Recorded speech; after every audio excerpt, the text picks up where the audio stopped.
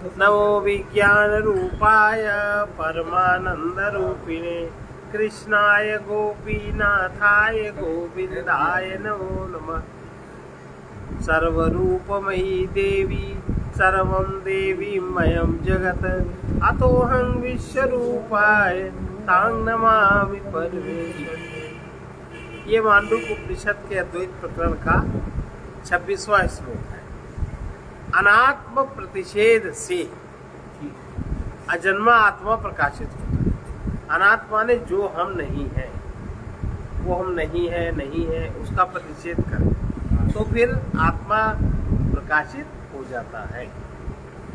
स एष नेति नेतीति, चलो बोलो, स एष नेति नेतीति व्याख्यातं निहुते यथा व्याख्यातं निहुते यथा सर्वं ग्राहभावेन हेतुनाजं प्रकाशते।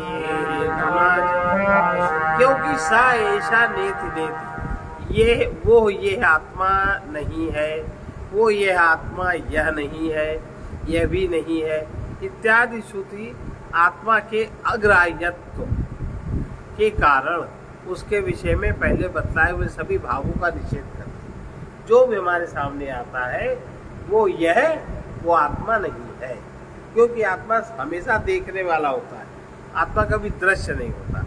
ऐसा करते करते निषेध रूप हेतु के द्वारा, निषेध रूप कारण के द्वारा अजन्मा आत्मा बुद्धि में प्रकाशित हो जाता है।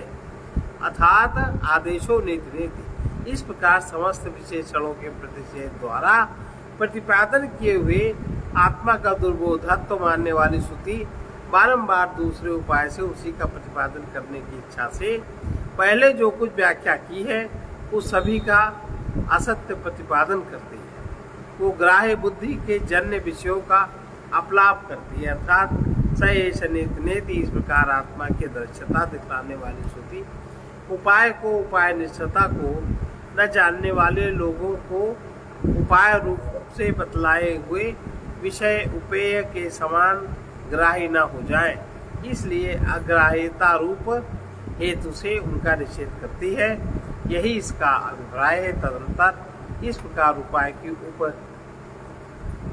उपेय निष्ठता को जानने वाले और उपेय की नित्य रूप स्वरूपता को भी समझने वाले पुरुषों को ये बाहर भीतर विद्यमान अजन्मा आत्म तत्व स्वयं में प्रकाशित हो जाता है। सद वस्तु की उत्पत्ति, सद वस्तु की कोई उत्पत्ति होती नहीं, वो बस है। अब उसको जानने के लिए वो माया में प्रकाशित हो जाती है। सद वस्तु की उत्पत्ति माइक होती है। वास्तव में वो यथार्थ उत्पन्न नहीं होता। जैसे जब ये ज्ञान होता है बुद्धि में, जब आत्मा का ज्ञान प्रकाशित होता है तो उस तरह का नहीं प्रकाशित होता जैसा आत्मा है। जैसी बुद्धि उसको ग्रहण करती है, जैसे बुद्धि परिलक्षित करती है, वो होता है। वो माइक हुआ। बुद्धि तो माइक है, वो तो माया से बनी है, तो माया से बनी वस्तु में माया की तरह ज्ञान होगा। लेकिन ये समझ में आता है कि ये नित्य वस्तु का ज्ञान है। इस प्रकार सैकड़ों श्रुति वाक्यों से यही निश्चित होता है कि बाहर भीतर वर्तमान अजन्मा आत्म तत्व अद्वितीय है, उससे भिन्न और कुछ है ही नहीं। यही बात अब युक्ति से फिर निश्चय की जाती है। अब युक्ति से बता रहे हैं, इसी से कह रहे हैं। सतो ही मायया जन्म युज्यते न तु तत्त्वतः, युज्यते न तु तत्त्वतः तत्त्वतो जायते यस्य जातं तस्य हि जायते। सतो हि मायया जन्म युज्यते न तु तत्त्वतः, तत्त्वतो जायते यस्य जातं तस्य हि जायते। सद वस्तु का जन्म माया से ही हो सकता है। बिना माया के सदवस्तु प्रकट नहीं हो सकती। जन्म माने उसका प्रकट होना। सदवस्तु कैसे प्रकट होगी? जो सर्वत्र है, सब जगह है, माया के द्वारा ही प्रकट होगी। ऐसे प्रकट होगी नहीं। तो सत वस्तु का जन्म माया से ही हो सकता है, वस्तुता नहीं हो सकता। जिसके मत में वस्तुता जन्म होता है उसके सिद्धांतानुसार भी उत्पत्तिशील वस्तु का ही जन्म हो सकता है। जो ऐसा कहता है कि हाँ जन्म होता है, तो जो वस्तु उत्पत्तिशील है, उत्पन्न होने वाली उसी का जन्म होगा, सत वस्तु का जन्म नहीं होगा। सत वस्तु प्रकाशित माया में हो सकती है। जैसे सत्य का प्रकाश पूरे जगत में, जगत माया से रचा गया है। अब सत वस्तु का प्रकाश है, अब उसके समझने के लिए तुम्हें सद्बुद्धि चाहिए। प्रत्येक शरीर में आत्मा किस प्रकार विद्यमान है इसके लिए बुद्धि चाहिए, वो तो प्रकट है ही है। पर अगर शरीर न बने तो कहाँ प्रकट होगा? तो माया में ही हो सकता है। उस आत्म तत्व के विषय में शंका होती है, यदि आत्म तत्व सर्वदा अग्राही है तो असत होना चाहिए, परंतु ऐसा कहना ठीक नहीं, क्योंकि उसका कार्य देखा जाता है। जिस प्रकार सत्स्वरूप मायावी का माया से जन्म लेना कार्य है, उसी प्रकार यह दिखलाई देने वाला जगत का जन्म रूप कार्य जगत जन्म रूप माया के ही आश्रयभूत परमार्थ सत्य मायावी के समान आत्मा का बोध कराता है। क्योंकि माया से रचे हुए हाथी आदि कार्य के समान सत अर्थात विद्यमान कारण से ही जगत का जन्म होना संभव है, किसी अविद्यमान कारण से नहीं। तथा तत्वता तो आत्मा का जन्म होना संभव है ही नहीं। अथवा यो समझना चाहिए कि जिस प्रकार रस्सी आदि से सर्प आदि के समान सत अर्थात विद्यमान वस्तु का जन्म माया से ही हो सकता है, तत्वता नहीं हो सकता, उसी प्रकार अग्राह्य होने पर भी सत्स्वरूप आत्मा का रज्जु से सर्प के समान जगत रूप से जन्म होना माया से ही संभव है। उस अजन्मा आत्मा का तत्वता जन्म नहीं हो सकता। किंतु जिस वादी के मत में परमार्थ सत्य आत्म तत्व ही जगत रूप से उत्पन्न होता है, उसके सिद्धांतानुसार यह नहीं कहा जा सकता कि जन्मा वस्तु का ही जन्म होता है, क्योंकि इससे विरोध उपस्थित होता है। अतः यह स्वतः सिद्ध हो जाता है कि उसके मतानुसार किसी जन्मशील का ही जन्म होता है। किंतु इस प्रकार जन्मशील से ही जन्म मानने पर अनावस्था उपस्थित हो जाती है। अतः सिद्ध हुआ आत्म तत्व जन्मा है और एक है, आत्म तत्व दो नहीं हो सकते। माया में उसका रिफ्लेक्शन होता है, माया में रिफ्लेक्शन ही तो जीव है। माया में जो वो अजन्मा है, अजन्मा का जन्म होता नहीं। जब अजन्मा प्रकट होगा तो माया में ही प्रकट होगा, और माया में प्रकट होगा तो उसका दूसरा रूप होगा। उस रूप को और उस रूप को किस तरह मिलाएं, ये ज्ञान आपको होना चाहिए। आत्म तत्व जब माया में प्रकट हुआ तो जीव बन गया, वो रिफ्लेक्शन।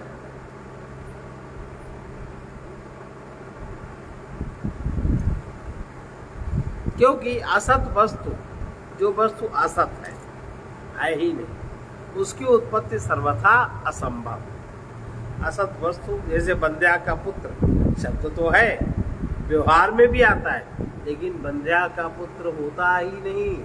बंध्या का पुत्र वाक्य ही गलत है। रस्सी में सांप, ये वाक्य ही गलत है। आकाश कुसुम, आकाश कुसुम जोड़ दिया, पर आकाश कुसुम कहीं होता हुआ था नहीं। तो जो असत ही है, असत वस्तु का जन्म उत्पत्ति सर्वथा असंभव, उत्पत्ति नहीं हो सकती। असतो मायया जन्म तत्वतो नैव युज्यते, तत्वतो नैव युज्यते। बंध्या पुत्रो न तत्वेन, मायया वापि जायते। असतो मायया जन्म तत्वतो नैव युज्यते, बंध्या पुत्रो न तत्वेन, मायया वापि जायते। असत वस्तु का जन्म तो माया से अथवा तत्वतः किसी भी प्रकार से होना संभव नहीं। बंध्या का पुत्र ना तो वस्तुतः उत्पन्न होता है और ना ही माया से ही उत्पन्न हो सकता है। असतवादियों के पक्ष में भी असत वस्तु का जन्म माया से अथवा वस्तुतः किसी प्रकार होना संभव नहीं है, क्योंकि ऐसा देखा जाता है कि बंध्या का पुत्र न तो माया से उत्पन्न होता है और न वसुता ही। अतः तात्पर्य तो यह हुआ कि असतवाद तो सर्वथा ही अयुक्त है, असतवाद कहीं है ही नहीं। उत्पत्ति सतवस्तु की ही होती है, और जो पूर्ण सतवस्तु उसकी उत्पत्ति नहीं होती, उसकी माया में उसका प्राकट्य होता है, होता ही रहता है, होता है तिरोभाव होता है, होता है तिरोभाव होता है। इससे सदवस्तु का जन्म माया से ही कैसे हो सकता है, माया से ही सदवस्तु का जन्म कैसे हो सकता है, इसको बता रहे हैं।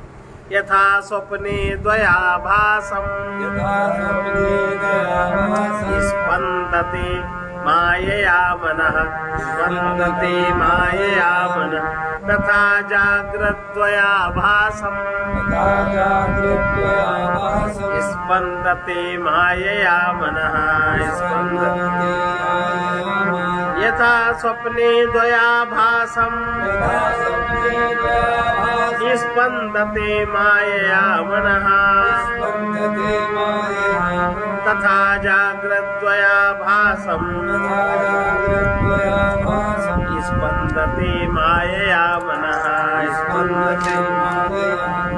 जिस प्रकार स्वप्न काल में, स्वप्न काल असत तो नहीं है, न स्वप्न असत है, न स्वप्न की अवस्था असत है, न जागृत काल असत है। जागृत की तुलना में स्वप्न सूक्ष्म है और स्वप्न की तुलना में सुषुप्ति सूक्ष्म है, पर वो असत है ऐसा नहीं कह सकते, या वहाँ जो कुछ होता है उसका अस्तित्व नहीं है अस्तित्व, तभी तो होता है। तो जिस प्रकार स्वप्न काल में मन माया से ही द्वैत भास रूप से स्फुरित होता है, मन हमारे मन में ही जो निश्चित है, जो भरा हुआ है, वही तो स्वप्न में फैलता है।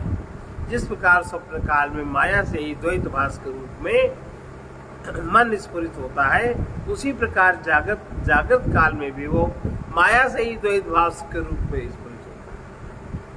जो क्रिया स्वप्न में होती है वही क्रिया जागृत में होती है, क्योंकि अगर वो क्रिया ना हो तो अलग अलग व्यक्ति की अलग अलग क्रिया, अलग अलग व्यक्ति का अलग अलग मन, अलग अलग व्यक्ति की अलग अलग चाहत, अलग अलग सबकी कल्पना, तो माया से ही तो द्वैतवास में व्यक्ति यहाँ ढूंढता है, वहाँ मन में ढूंढता है, यहाँ ही ढूंढता है। जिस प्रकार स्वप्न काल में मन माया से ही द्वैताभास के रूप में स्फुरित होता है, उसी प्रकार जागृत काल में भी वो माया से ही द्वैताभास के रूप में स्फुरित होता है। बात एकदम सत्य है। जिस प्रकार रज्जु में कल्पना किया हुआ सर्प रज्जु रूप से देखे जाने पर सत है, रस्सी में कल्पना किया हुआ सत ऐसे कहाँ देखोगे? जब रस्सी देखोगे तब कहोगे ये सांप है, अगर रस्सी है सत्य वस्तु, अगर वो सत्य वस्तु न देखो तो सांप कहाँ लाओगे? नहीं ला सकते ना।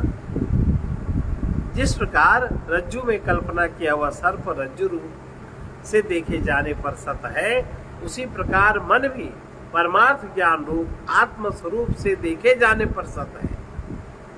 मन में आत्म स्वरूप किस प्रकार है, मन में आत्म स्वरूप किस प्रकार चैतन्य के रूप में स्फुरित हो रहा है, ऐसा देखे तो सत है। फिर से देखो, जिस प्रकार रज्जु में कल्पना किया हुआ सर्प रज्जु रूप से देखे जाने पर सत है, रस्सी है तब देखो तो सत है, पर जो देख रहा है उसको वही सत लग रहा है, पर रस्सी तो है। उसी प्रकार मन भी परमार्थ ज्ञान स्वरूप आत्म स्वरूप से जब देखता है तो वो सत के ऊपर ही तो कल्पना करता है, आधार में तो सत है मन के। वो रज्जु में सर्प के समान स्वप्नावस्था में माया से ही ग्राहक रूप द्वैत के आभास रूप से स्फुरित होता है। इसी प्रकार मन ही जागृत अवस्था में भी माया से विविध रूपों में स्फुरित होता है, पर मन का आधार सत्य है। मन का अगर आधार सत्य ना हो तो अनेक रूपों में स्फुरित नहीं हो सकता। सर्प का आधार सत्य है रस्सी, अगर रस्सी आधार ना हो तो सर्प कहाँ प्रकट करोगे? ये कह रहे हैं। मन ही जागृत अवस्था में भी माया से विविध रूपों में स्फुरित होता है, अर्थात मन स्फुरित होता हुआ सा मालूम होता है, वास्तव में मन स्फुरित होता नहीं है। स्वप्न और जागृति स्वप्न और जागृत अवस्था दोनों ही मन के ही विलास है, दोनों ही सत्य नहीं है, मन के विलास है। ये बढ़िया है। अद्वयं च द्वयाभासं मनः स्वप्नेन संशयः मनः स्वप्नेन अद्वयं च द्वयाभासं तथा जागृन्न संशयः अद्वयं च द्वयाभासं मनः स्वप्नेन संशयः अद्वयं च द्वयाभासं जागरन्न तथा जागरन्न संशयः इसमें संदेह नहीं कि स्वप्नावस्था में अद्वय मन ही द्वैत रूप से भासने लगता है। अद्वय मन, एक मन दूसरे, जो जागृत अवस्था में दूसरे रूप से भासता है, स्वप्न में दूसरे रूप से भासने लगता है। इसी प्रकार जागृत काल में भी निसंदेह अद्वय मन द्वैत रूप से भासने लगता है। रज्जु रूप से सत सर्प के समान परमार्थता अद्वय आत्म स्वरूप से सत मन ही स्वप्न में द्वैत रूप से भासने लगता है। इसमें संदेह नहीं। स्वप्न में हाथी आदि ग्राह्य पदार्थ और उन्हें ग्रहण करने वाले चक्षु आदि दोनों ही विज्ञान के सिवा और कुछ नहीं है। ऐसा ही जागृत अवस्था में भी है। यह तात्पर्य है क्योंकि दोनों ही अवस्थाओं में परमार्थ सत्य विज्ञान समान रूप से विद्यमान है और उसी में जो उस विज्ञान में जो भी देखा जाता है इसमें तो उसकी प्रक्षेपित होती है, कहीं पूरी प्रक्षेपित होती है, कहीं आधी। कहीं हमने हाथी देखा, हो सकता है हाथी को हमारा मन 4 टुकड़ों में बांट दे। मन में अगर खंडित करने की प्रवृत्ति है, हाथी को 4 बांट देगा, एक टांग वहाँ डाल देगा, एक टांग यहाँ लगा देगा, एक सिर वहाँ लगा देगा, पर होएगा वो हाथी। मन ऐसा करता है। रज्जु में सर्प के समान विकल्पना रूप यह मन ही द्वैत रूप से स्थित है। रस्सी में सर्प के समान स्थित क्या है? मन। अगर मन बीच में ना हो तो रस्सी में सर्प ना दिखाई पड़े ना।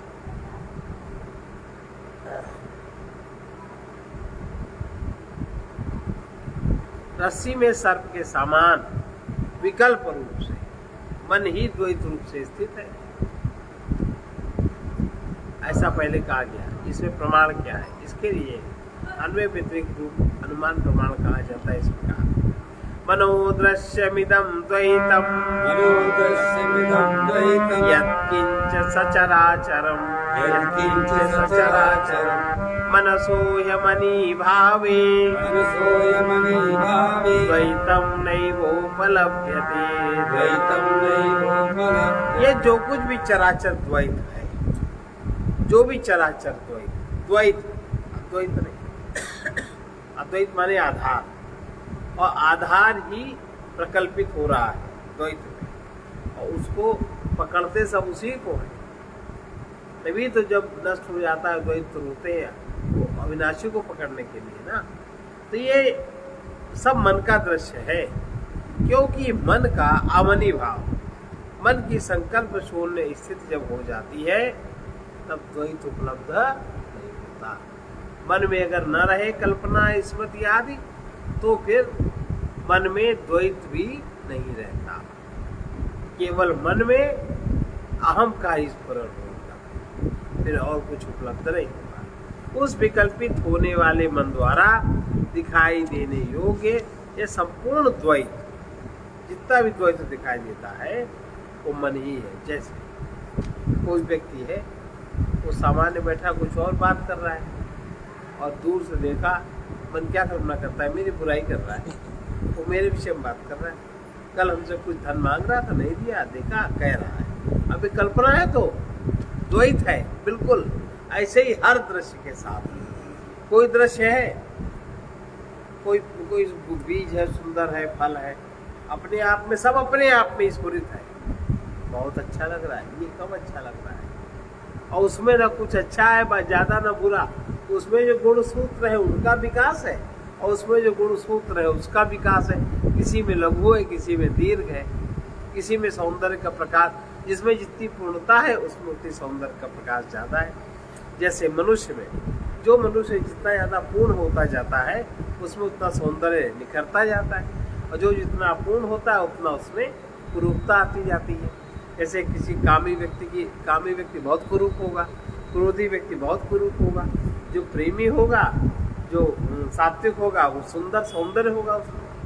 तो लेकिन ये कल्पना मन प्रक्षेपित करता है, और जब मन अमनी भाव में आ जाता है, संकल्प शून्य मन हो जाता है, जब मन नहीं कुछ करता, मन को न मानो मन की न मानो, तब कोई द्वैत उपलब्ध नहीं रहता, तब जैसा है तब वैसा दिखाई देता है। ये बात आई समझ में? उस विकल्पित होने वाले मन द्वारा दिखाई देने योग्य ये संपूर्ण द्वैत मन ही है, ये प्रतिज्ञा है, क्योंकि उसके वर्तमान रहने पर यह भी वर्तमान रहता है, मन के वर्तमान रहने पर द्वैत भी वर्तमान रहता है, उसका अभाव हो जाने पर उसका भी अभाव हो जाता है। मन का अमनी भाव अर्थात मन का जब निरोध हो जाता है, जब विवेक दृष्टि के अभ्यास और वैराग्य के द्वारा जब मन का निरोध हो जाता है, तो रज्जू में सर्प के समान रस्सी में ही सर्प लय हो जाता है। जब मन का निरोध हो गया, सर्प कहाँ चला गया? जो मन में था, रस्सी में ही उसका निरोध हो गया, लीन हो गया, लय हो गया उसका। अथवा सुषुप्त अवस्था में जब किसी प्रकार का द्वैत उपलब्ध नहीं रहता, इस प्रकार अभाव हो जाने के कारण द्वैत की असत्ता ही सिद्ध होती है। इसका तात्पर्य मन है तो द्वैत है, और मन अगर नहीं है तो द्वैत नहीं।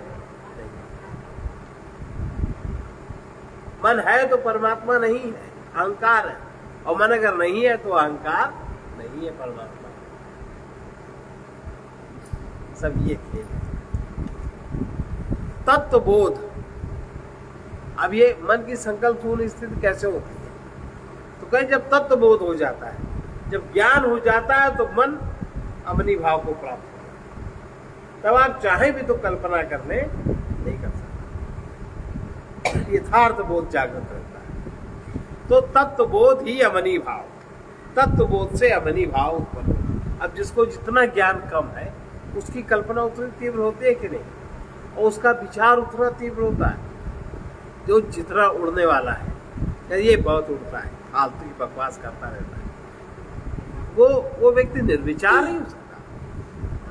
और जितना कल्पना वाला व्यक्ति है, उतना वो निर्विषय नहीं हो सकता,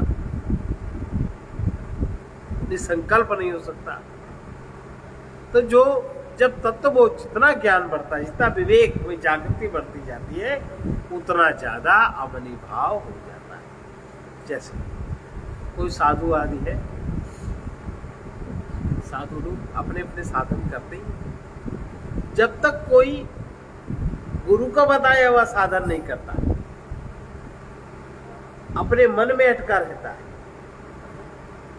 तब तक उसका मन ही घूमता रहता है। तब तो कहता हम ये वेश बना ले तो लोग हमारी ज़्यादा कदर करेंगे, ये वेश बना ले तो ज़्यादा कदर करेंगे, ऐसे बोल ले तो कदर करेंगे। कुल मिलाकर के उसका जो बाह्य वस्त्रालंकरण बढ़ता है, वो गुरु के साधना पद्धति ना अपनाने के कारण। और जिसकी छत्र छाया में आप रहे हो, जिसको आपने गुरु जाना है या माना है, अगर आप उनके अनुसार चलोगे तो आपका ये मन समाप्त हो जाता है बहुत जल्दी। अगर ऐसा आप नहीं करते तो आप अपने ही मन में उलझे रहते हैं, क्योंकि आप मन की मानते हो, और गुरुदेव कहते हैं मन को न मानो मन की न मानो। तब तो बोध विवेक में रहो, विवेक से रहो, विवेक से बैठो, विवेक से उठो, विवेक से सब काम करो, तो अपने आप ही असत नहीं रहेगा। फिर क्या भेष बनाएंगे, क्या ढोंग करेंगे, किसको ठगेंगे? जब तत्व बोध है, विवेक है, जब सब अपने ही हैं, तो किससे द्वेष करेंगे? कोई राग द्वेष नहीं रहेगा। ठीक कह रहे हैं, तत्व बोध जब होता है तो अमनी भाव प्रकट हो जाता है। किंतु ये अमनी भाव होता किस प्रकार? व्यक्ति अमन कैसे हो, मनोमय कोश कैसे पार हो, ये साधन बता रहे। इस विषय में क्या करें? आत्म सत्यानुबोधेन न संकल्प संकल्पयते यदा न संकल्पयते यदा अमनस्तां तदा याति ग्राह्याभावे तद्ग्रहम् ग्राह्याभावे आत्मसत्यानुबोधेन न संकल्पयते यदा अमनस्तां तदा याति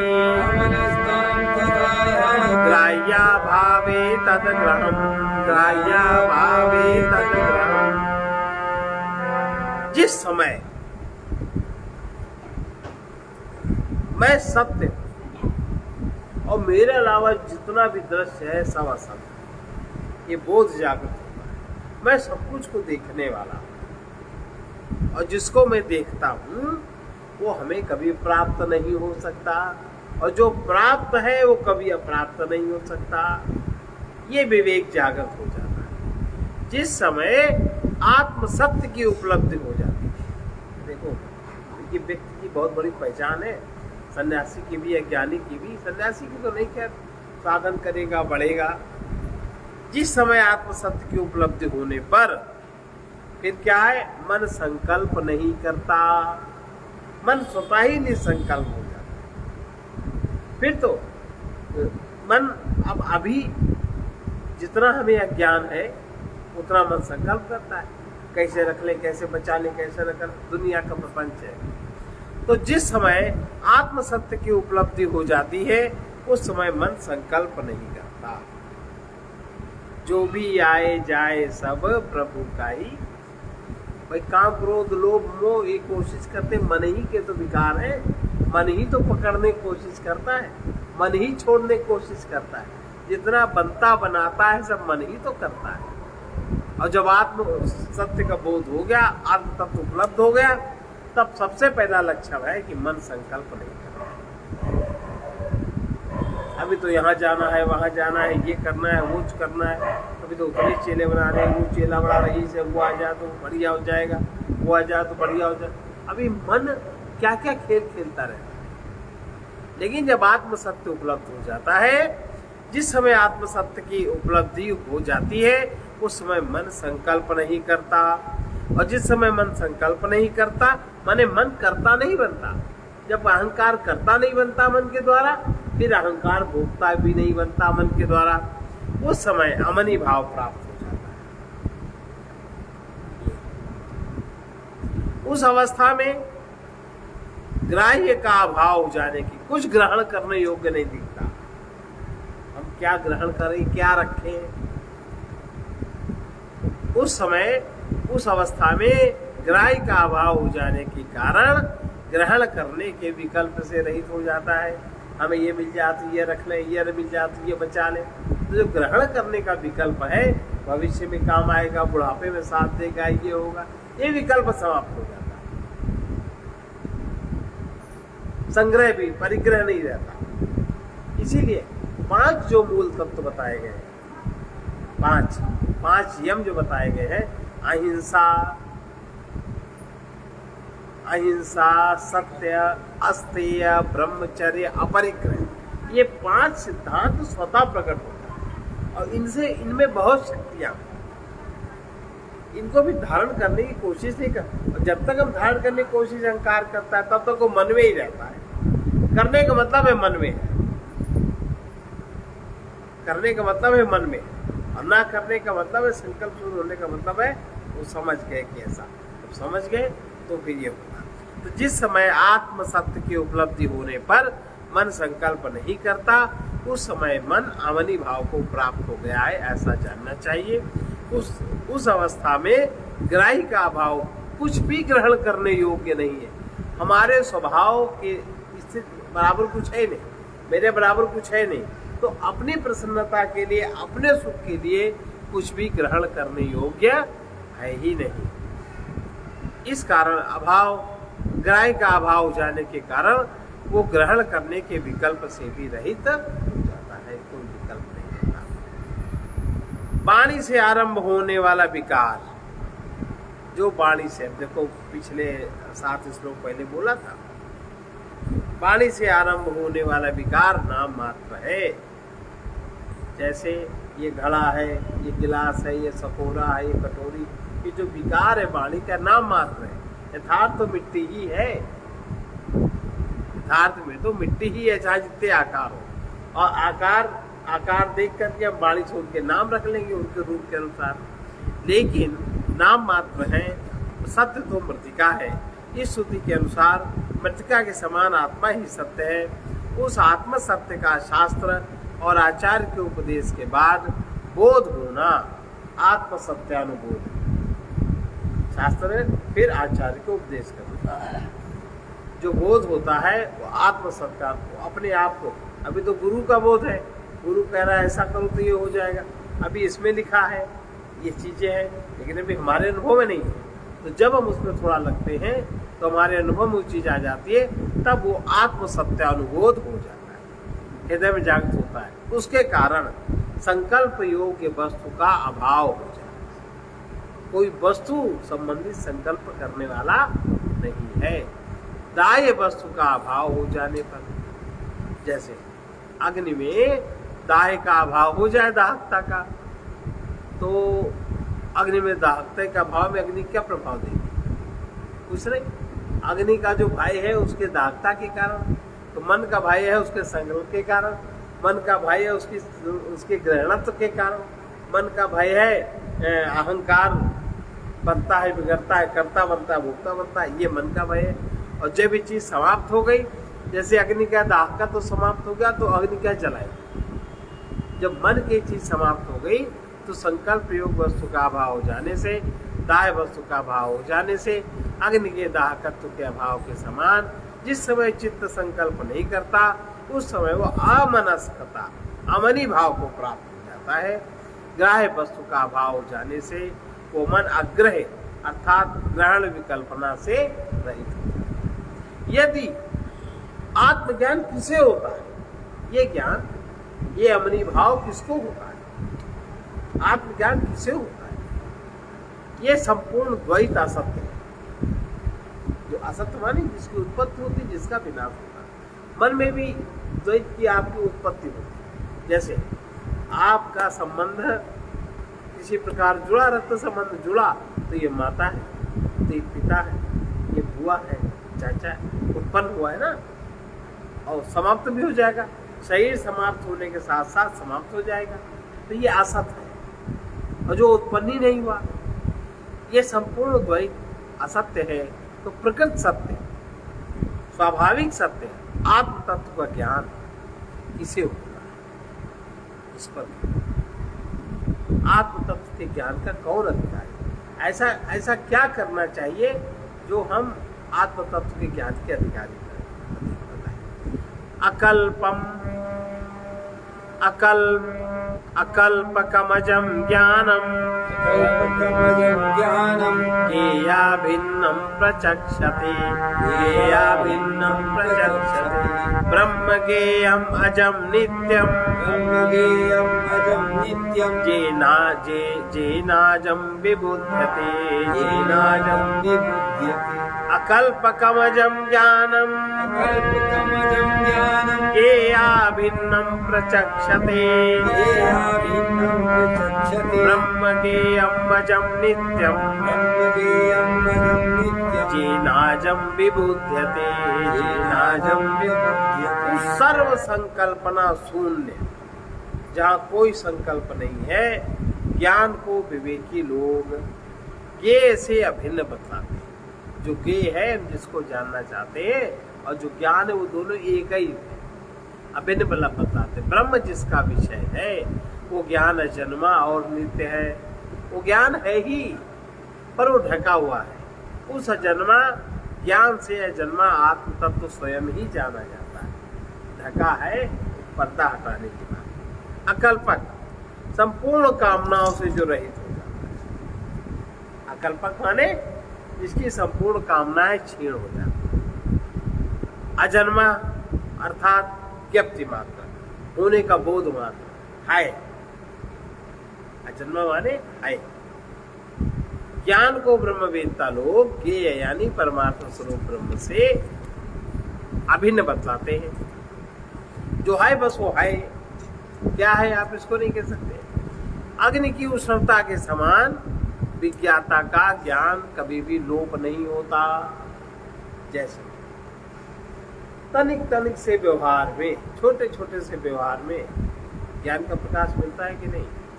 भाई आप आज आपको टीका उतरा रहा है, क्या भोजन नहीं मिला? नहीं, भोजन था तो पर भोजन उस मन को अच्छा नहीं लगा। मतलब क्या? मतलब भोजन आपसे अलग है, भोजन करने वाली इंद्रियां अलग है, भोजन का स्वाद जिसने लिया वो मन अलग है, और जो उसका साक्षी है वो अलग है। कि आज उससे भोजन से तृप्ति नहीं, इसलिए थोड़ी पूर्णता नहीं है, सुस्तपन। देखो कभी भी लोभ नहीं है किसी के भी, लेकिन उस ज्ञान में कोई ठहरता नहीं, हर एक को ज्ञान रहता है। कह रहे हैं कि किसी का ज्ञान कभी लोप नहीं होता, लेकिन वो आवृत रहता है पदार्थ के ज्ञान से। क्या पदार्थ के ज्ञान? हमको ये चाहिए, पैसे कम है, हमको वो चाहिए। कभी ये नहीं ठहरते कि इन दोनों को हम अलग करके देख सकते, एक मिला के देख ले। बस यही भ्रम है, और मोह है अहंकार का कि मैं संपूर्ण हो जाऊंगा। मोह और भ्रम, सत्संग में मोह और भ्रम की निवृत्ति होती है। अग्नि की उष्णता के समान विज्ञाता के ज्ञान का कभी लोप नहीं होता। जैसे अग्नि तभी अग्नि कही जाती है जब अग्नि में उष्णता होती है। उष्णता का धर्म ही अग्नि है, और उष्णता का धर्म नहीं है तो फिर उसको अग्नि संज्ञा नहीं होगी, और संज्ञा हो जाएगी और नाम हो जाएगा। तो ब्रह्म विज्ञान और आनंद स्वरूप है। ब्रह्म विज्ञान, विज्ञान माने वर्तमान में, सत्य वर्तमान में होगा, और आनंद स्वरूप है, उसी में जीव आनंदित है। जीव काहे में आनंदित है? जीव ब्रह्म में आनंदित है। जीव है रिफ्लेक्शन, रिफ्लेक्शन पदार्थों को रिफ्लेक्ट कर रहा है ना। और वो जीव काहे में रिलैक्स होता है, शांत होता है? ब्रह्म जहाँ से उत्पन्न हुआ। जब एकदम शांत हो जाता है तब उसको मजा आता है, एकाग्र हो जाता है। तो ब्रह्म विज्ञान और आनंद स्वरूप है। ब्रह्म सत्य, ज्ञान और अनंत है। ब्रह्म सत्य है, ज्ञान है, अनंत है, इत्यादि श्रुतियों से यही बात प्रमाणित होती है। उस ज्ञान के ही विशेषण बताते ब्रह्म ज्ञेयम, अर्थात ब्रह्म जिसका ज्ञेय है वो ज्ञान अग्नि से उष्णता के समान ब्रह्म से अभिन्न है। उस आत्म स्वरूप अजन्मा ज्ञान से अजन्मा ज्ञेय रूप आत्म तत्व स्वयं ही जाना जाता है। तात्पर्य है नित्य प्रकाश स्वरूप सूर्य के समान नित्य विज्ञान एक रस सघन स्वरूप होने के कारण वो किसी अन्य ज्ञान की अपेक्षा नहीं रखता। वो स्वतः ही है, वो स्वतः प्रमाण है। अब अगला वाला थोड़ा जटिल होकर बढ़िया हो गया ना।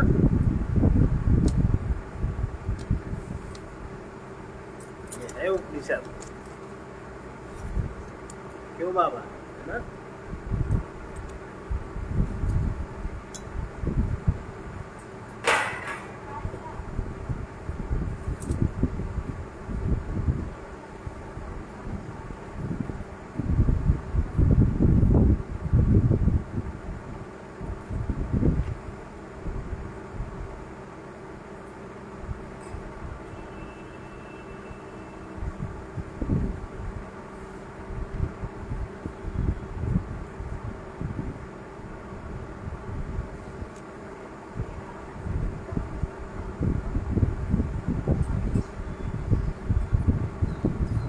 सच्चिदानंद सबके प्रियतम, अब पता लगा तुम दूर नहीं।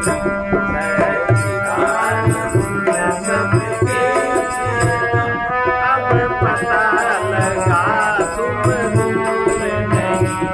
ऐसा कुछ हो ही नहीं सकता, ऐसा कुछ हो ही नहीं सकता जिसमें तुम हो भरपूर, जिसमें तुम हो भरपूर। ये होश दिया तुमने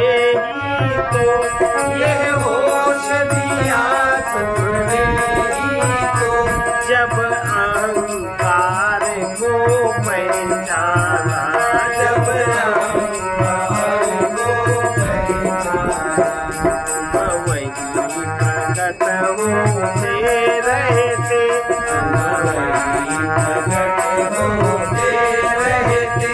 रहता है जहाँ गरूर नहीं, रहता है जहाँ गरूर नहीं, ऐसा कुछ हो ही नहीं सकता, ऐसा कुछ हो ही नहीं सकता, जिसमें तुम हो भरपूर नहीं, जिसमें तुम हो भरपूर नहीं।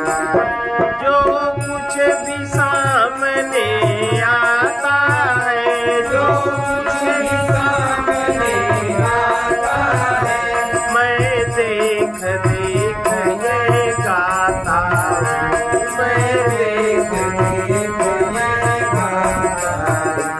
इस क्षण में शक्ति नहीं तुमसे, इस क्षण में शक्ति नहीं तुमसे, इस क्षण में तुम्हारा नूर नहीं, इस क्षण में तुम्हारा नूर नहीं।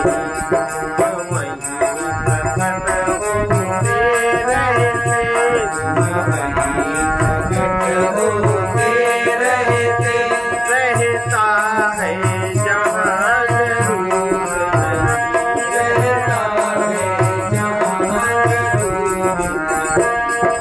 ये आँखें तुमको क्या देखे, ये आँखें तुमको क्या देखे, सब आँखें तुमसे रोशन है, सब आँखें तुमसे रोशन है।